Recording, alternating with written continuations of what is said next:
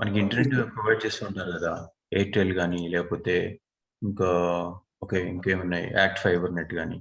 What you call those people? Internet providers. Internet providers are also called actually IP providers. IP. Basically, they'll give one sub IT IP for you. IP providers. Also called as internet providers. Internet providers. Okay. Here, when it comes to cloud also, people who offer cloud services are called as a CSPs. Cloud service providers. How many people are there in the market currently? Well, many people are there. Starting from AWS. Okay. Amazon Web Services. They are in the market way long back from 1996 onwards. 1996. Okay. So it is more than 20 years actually. But the cloud has become so prominent only after 2006. Okay, 2006, 2007 onwards, many people have recognized the importance of cloud. And AWS, apart from that, we have Google Cloud, okay, and we also have Azure MS, Microsoft Azure and Oracle Cloud, okay, Oracle Cloud. So these many and so on, so many people are there. Okay, VM also have their own cloud. Okay, so AWS, Google Cloud, MS Azure, and Oracle Cloud. So many people are there to provide cloud services. When it comes to AWS, mainly we are going to focus on AWS because in a cloud, in cloud technologies, AWS is in number one position in terms of offering, in terms of technologies, in terms of type of technology it is offering. Okay, so AWS is almost not almost, is in the first position when we compare with Google, MS Azure, or cloud technologies. Okay, that is the reason we are learning AWS. Okay, under AWS, what are the technologies and tools available that we need to see? We need to learn what is AWS and use of AWS, advantages, architecture, services. Okay, so what is AWS? That will start with actually. So coming to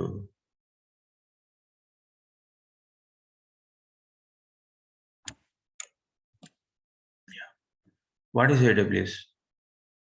Why we need to learn? See, AWS is nothing but a secured cloud services platform.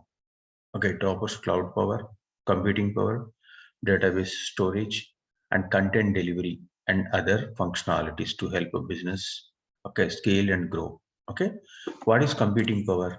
We have a component called EC2. Okay, EC2 means elastic cloud computing. Okay, then data storage, we call it actually S3.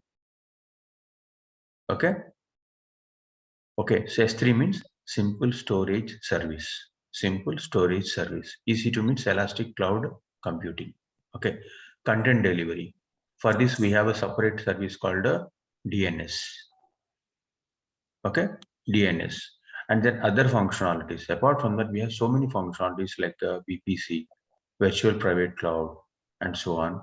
And so many offerings are there. All those things we are going to discuss. Coming to what are the use cases? What are the use cases we have? See, manufacturing units are there. So these units, they want to expand the business. Okay, so people are there in architecture consulting. They want to expand their prototyping. Okay, media companies are there. They want to expand their business. Like large enterprise, they want to expand their business. So they want to deliver the training to their associates. All these things are possible with a cloud-based technologies. Okay, coming to what are the advantages with AWS? AWS is very flexible, cost-effective, scalability, and security. What is flexibility? It can easily understand. Flexibility there, for example, you purchase a PC. Okay, so the total cost of the ownership is very high, because if there is any issue, who will repair the system? Who will repair the system? You only have to repair it. Okay. Yes. And if, for example, if the system not been used, does your cost get reduced by any chance? No. Currently, you are using for training. After 2 hours, 3 hours, you went to office. Okay, during office time, you don't use it. That means your system or computer is in ideal condition. Yes. Correct? So there is no use with that system. So, but when it comes to AWS, if you are not using it, what you can is actually you can release it. We can release the software. Okay. And for example, if you want to use some Ubuntu on your system, is it possible to use Ubuntu or Linux systems on the laptop? No. Again, you need to install it, so a lot of process involved. But when it comes to AWS, it's so flexible that whatever softwares you want, you can choose and you can start using it. Whenever it is not required, we can completely release the resources. That means, okay, it is so flexible. Hmm. When it comes to cost, what is involved here? Cost factor. See, most of the cloud platforms are following a model called a pay per usage. Okay, pay per usage means you have to pay for your usage only. If the system is in ideal condition, if the system is has been released, so you don't need to pay. That's all. Okay. Sorry.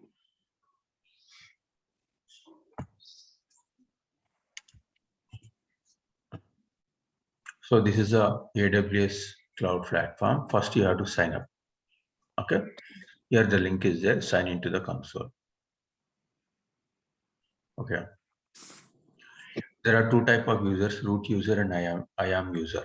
Okay. So what is IAM? I will tell you later. Okay. So IAM comes under access management module. Okay. I will explain what is this IAM later. But you have to create a new AWS account if you don't have.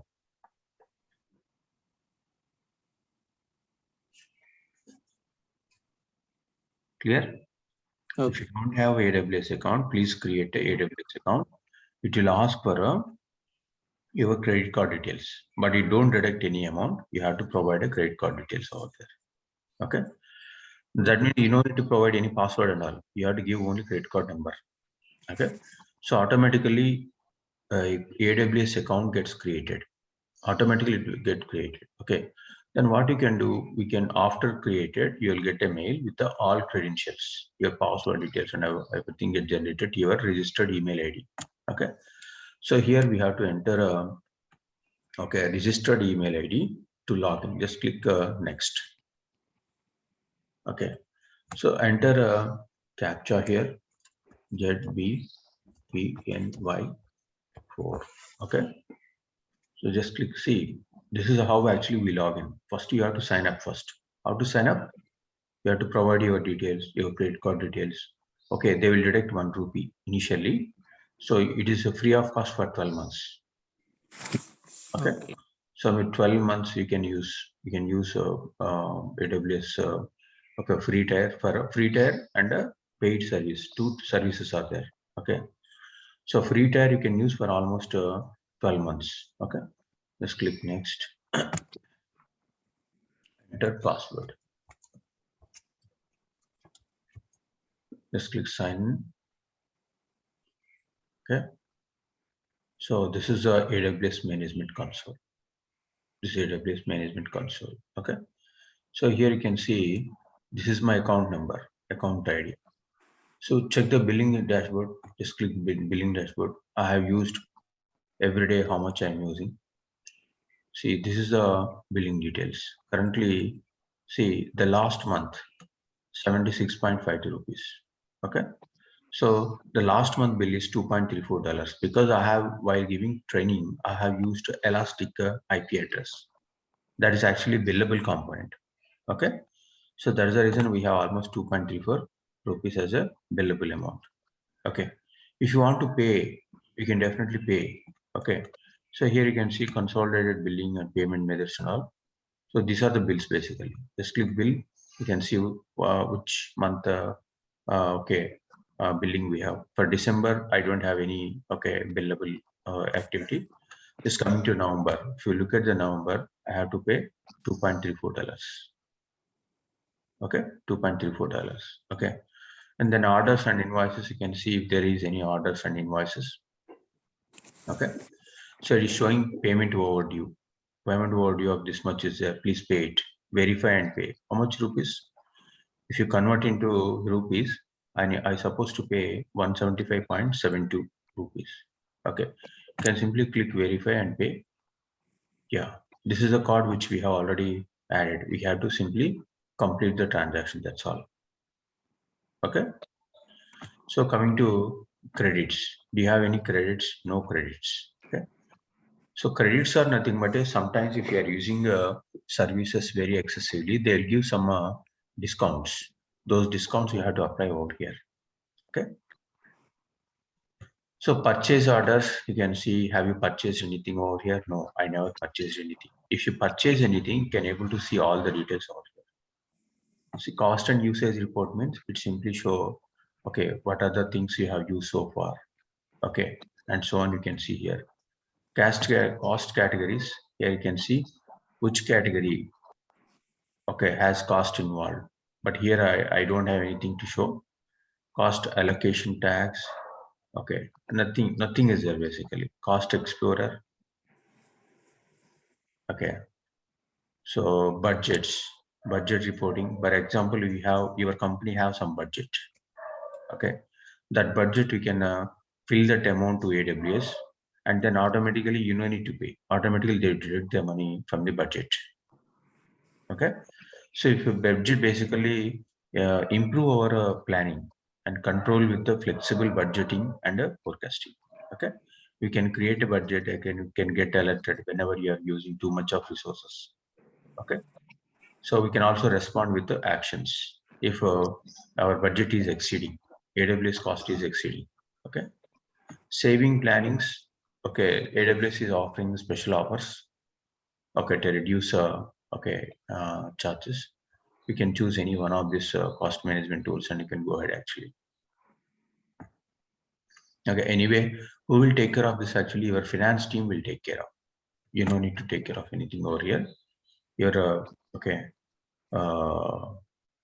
budget team or finance team will take care of all those things. Okay. So next coming to PPT, that means basically it is very flexible and cost effective. And then coming to scalability, I told you already, if the sudden business is growing, we can expand our infrastructure. For example, business going down. Okay, if you are not in cloud, okay, the total cost of ownership is very high. You have to maintain, even though we are not using the resources. Okay, but when it comes to cloud, the scalability, we can ramp up and we can ramp down the resources and technologies and tools. And it comes to security, we have security groups, NACL. There's a concept called NACL. By using this, actually, we can configure the firewalls. NACL means network access control list. NACL. This can be configured at the network level. Okay, maybe this is a completely theory. Tomorrow also you may have theory actually. Then we'll discuss about network concept later. Okay. The Amazon global infrastructure, how it looks like actually. See, Amazon is a very big vendor, very big vendor. They have a concept called availability zones, regions and availability zones. What is this region and availability zones? Okay, for each region they have their own data center. Data center can also be called as actually availability zones. Okay, look at here which I have already logged in, right? Which zone I am belongs to. Okay, look at here. These many zones are there. These are actually availability zones.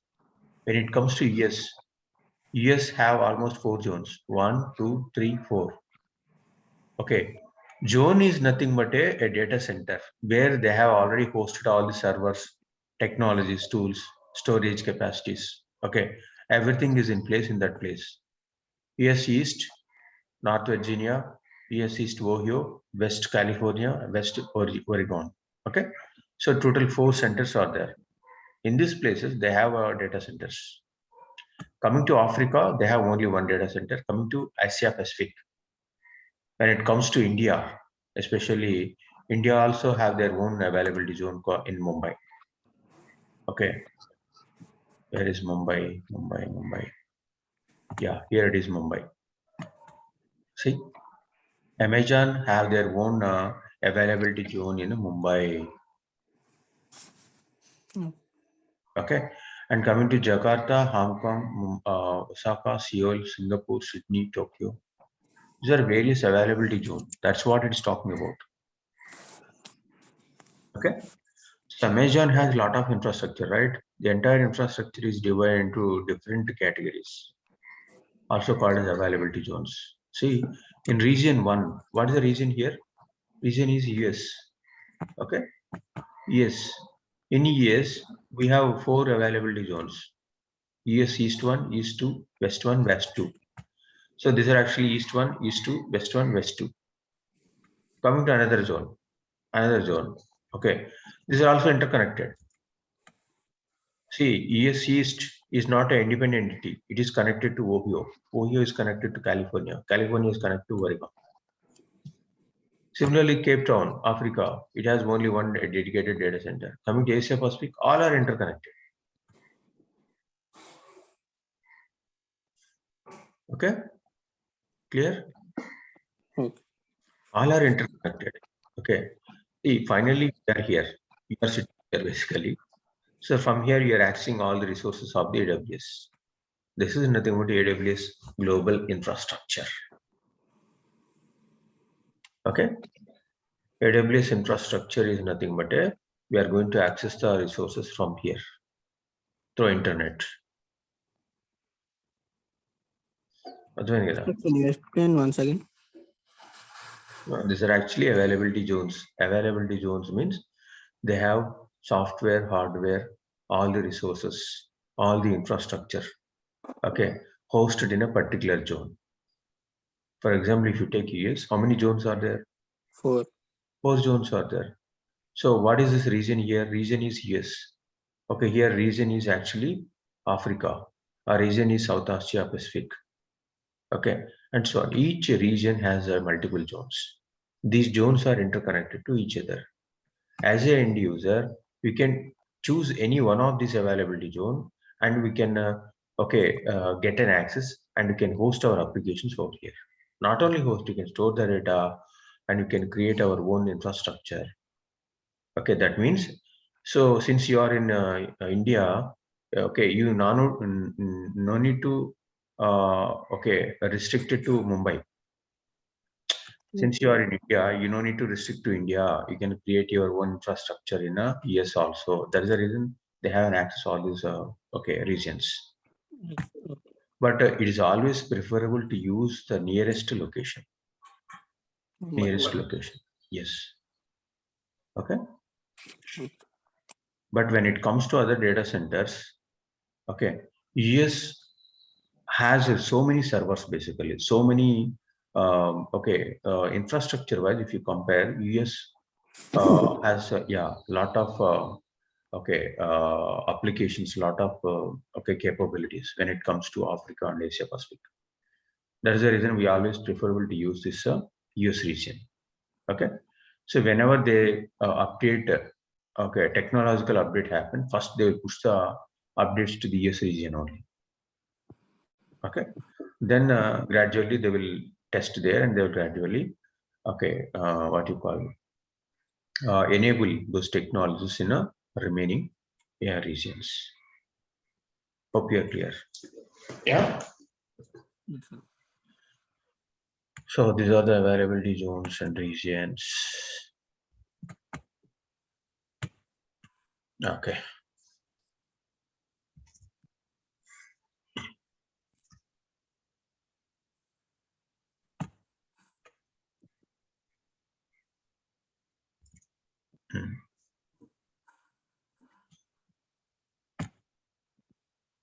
Now, what is this global? Okay, AWS global infrastructure. Here you can see AWS. Okay, cloud in west, east, and so on. So many places are there. North, California, Oregon. Here itself we have regions. How many regions are there? So many regions are there. 1, 2, 3. Okay, here 3. Okay, region. So there is a new region coming up. Okay, US West. Canada also have their own region. And South Africa, we have Sao Paulo, only one region. Coming to Asia Pacific, we have these many regions. Okay, so India, Singapore, Sydney, and this one China, Sweden. These are actually new zones. They are coming up with new zones basically, not yet come. Okay, so for example, if you take South Paulo, South Africa, in this region we have 3 availability zones. Okay, clear? Yes. Now next. Okay, what are the domains AWS basically contains? These are actually very famous domains. Along with these domains, we have so many other domains. Okay, compute, migration, security, storage, networking, messaging, database, management tools, analytics, and all. Okay, so we'll catch up tomorrow and we'll discuss about what are the main domains we have in AWS. We stop here for today anyway. Okay, catch up tomorrow. Okay. Okay. Yeah.